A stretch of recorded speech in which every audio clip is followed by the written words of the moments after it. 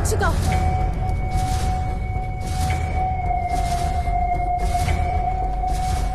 Doctor Ravi oxygen cable length பண்ணி உள்ள அனுப்புங்க. பாலமுருகன் குழந்தை ஆழத்துல போயிருக்கு, இந்த கேபிள் பத்தாது. எல்லாரும் தள்ளி இல்லைங்க. பாலமுருகன் அடிச்சல் கேபிள் எடுத்து உடனே ஜாயின் பண்ணி கீழே இறக்குங்க.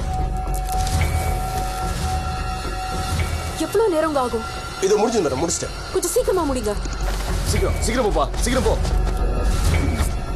ஆழ்துளை கிணற்றில் தவறி விழுந்த சிறுமி தன்ஷிகாவை மீட்கும் பணியில் தற்போது தொய்வு ஏற்பட்டுள்ளது. தீயணைப்புத் துறையினர் கயிறு மூலமாக மீட்கும் பணியில் ஈடுபட்டனர். கயிறு அவிழ்ந்த நிலையில் சிறுமி தன்ஷிகா மீண்டும் ஆழ்துளை கிணற்றில் விழுந்துள்ளார்.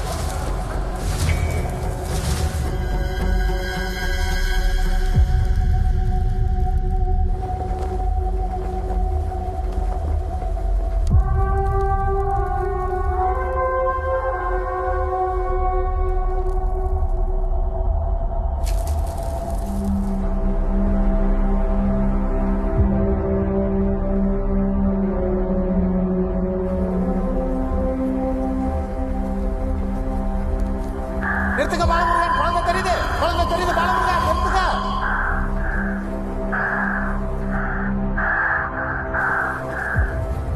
எத்தனை அடியில் இருக்கு? 93 அடியில் குழந்தை இருக்கு.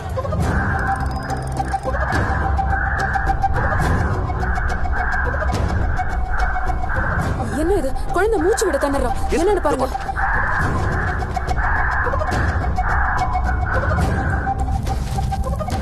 இவ்வளவு நேரம் குழந்தை ஆக்சிஜன் இல்லாம இருந்தா இல்லையா, ஒருவேளை அதனால கூட மூச்சு திணறல் வரலாம் மேடம்.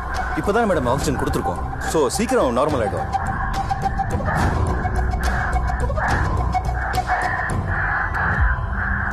என்ன டாக்டர், எந்த இம்ப்ரூவ்மெண்ட்டும் இல்ல. குழந்தை அதே மாதிரி தான் இருக்கா.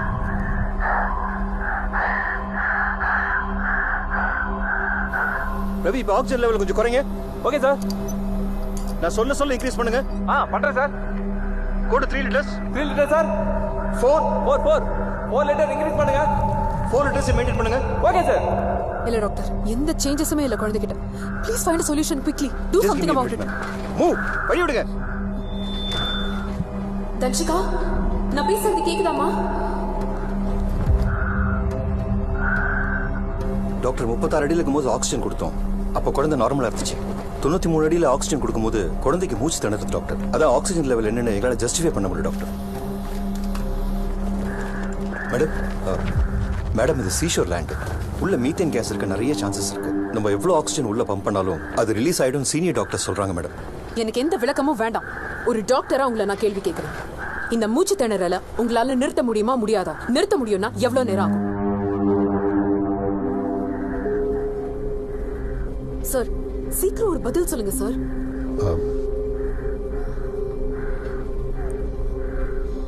வெளிப்படையாவே கேக்குறேன். குழந்தை இந்த மாதிரி மூச்சு திணறிட்டு இருந்தா எவ்வளவு நேரம் தான்? ஒரு 8 to 10 மணி நேரம் வரைக்கும் தாக்கு பிடிக்க வாய்ப்பு இருக்கு மேடம். அதுக்கு மேல கஷ்டம்தான். சாரி. ஆனா மேடம், அந்த குழந்தையோட வில் பவரை பார்க்கும்போது இன்னும் கொஞ்ச நேரத்துல அவ அந்த சூழ்நிலைக்கு அடாப்ட் ஆயிடுவான்னு தான் தோணுது. கவனிங்க, கன்சிஸ்டன்ட்டா ஒரே லெவல் ஆக்சிஜன் மெயின்டைன் பண்ணிட்டே இருங்க. நிறுத்தாம பம்ப் பண்ணிட்டே இருங்க. புரியுதா?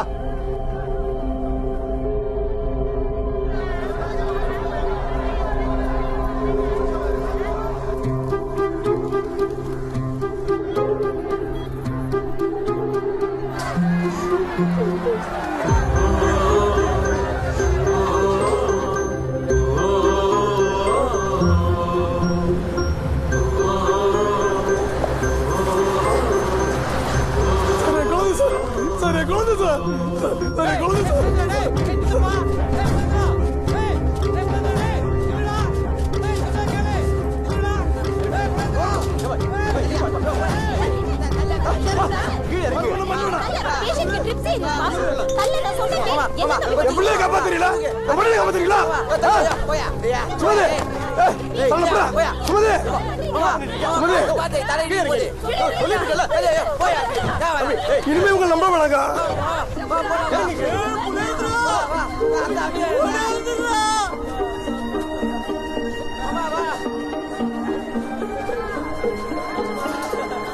யாராச்சும் போய் அவங்களை கூப்பிடுங்க. Yes madam.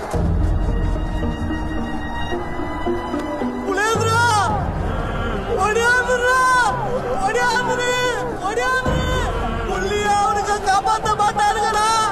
அவனுக்கு கிட்ட கைத்த தவிர வேற எதுவுமே இல்ல. இல்லனா வாந்தி பேதி வந்து